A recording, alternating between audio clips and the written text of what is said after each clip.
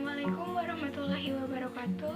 Perkenalkan, nama saya Desi Rahmawati, mahasiswa semester 2 dari kelas B, Program Studi Pendidikan Bahasa dan Sastra Indonesia, Fakultas Keguruan dan Ilmu Pendidikan di Universitas Singapura Bangsa Karawang.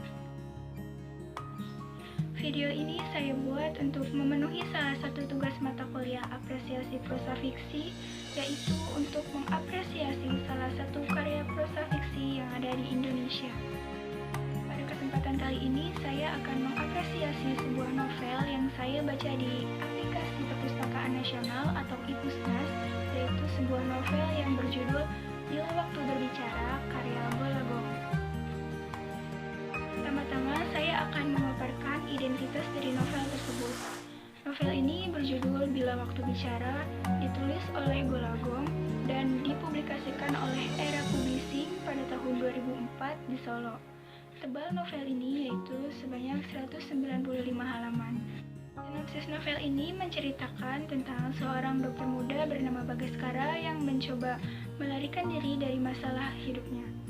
Masalah itu dimulai ketika Bagas sebagai seorang dokter menangani proses persalinan dari kakaknya sendiri yaitu Jeng Laksmi, di mana pada saat itu dia tidak dapat menyelamatkan anak laki-laki yang dikandung kakaknya tersebut.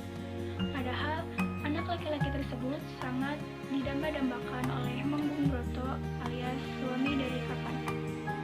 Saat itu Bagas mencoba mencari cara untuk mengatakannya kepada Menggum Broto. Namun pada saat itu terdapat suatu kejadian di mana Menggum Broto terlebih dahulu mengangkat seorang anak laki-laki dan mengatakan bahwa itulah anaknya. Bagas pun tidak dapat mengelak perkataannya tersebut. Dia hanya bisa diam saja dan mengiyakan perkataannya. Padahal anak tersebut bukanlah anak dari Menggum Broto, melainkan anak dari Marwoto, seorang pria miskin yang pada saat itu istrinya melahirkan bersamaan dengan Jeng Laksmi. Akhirnya Bagas terpaksa mengatakan kepada Marwoto bahwa anak dan istrinya telah tiada. Dan karena kejadian itu, Bagas merasa menyesal kepada dirinya sendiri dan sangat merasa bersalah kepada Marwoto. Oleh sebab itu, ia akhirnya mengasingkan diri ke Kalkuta, yaitu di India. Di sana ia mengabdi sebagai seorang dokter relawan untuk mengabdi kepada masyarakat yang kurang mampu.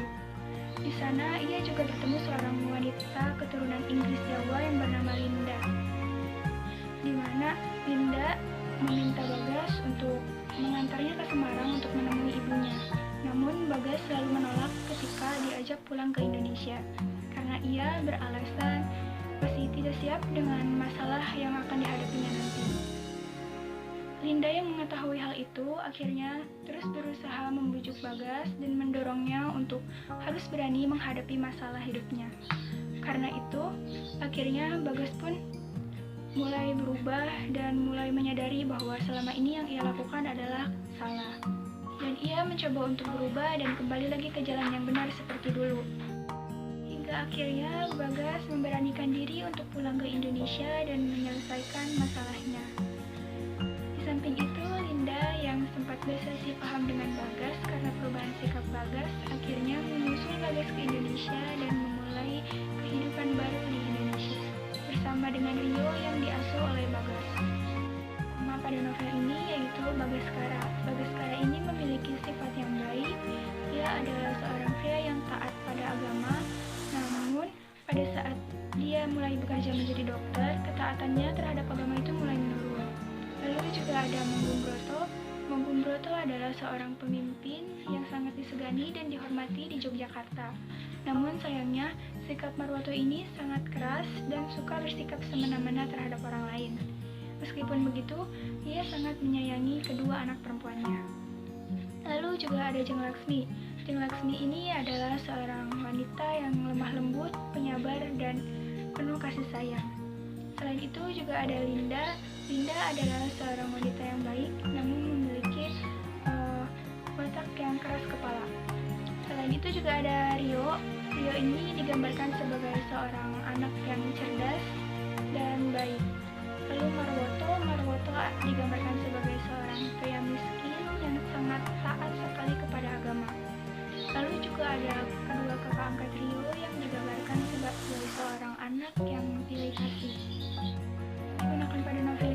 itu adalah alur campur, di mana alurnya dibuat maju mundur, di mana pada bagian pertama diceritakan tentang kisah masa sekarang, lalu pada bagian keduanya menceritakan kisah di masa lalu, bagian ketiganya menceritakan lagi di masa sekarang, dan bagian keempatnya menceritakan kembali di masa lalu, begitu seterusnya sampai selesai.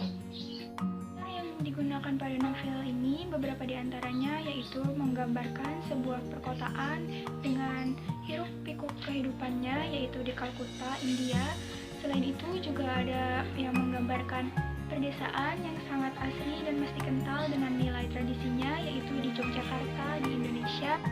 Sudut pandang yang digunakan pada novel ini yaitu sudut pandang orang ketiga serba tahu, di mana penulis menyebutkan nama-nama tokoh dan menggantinya dengan kata ganti orang ketiga, yaitu dia.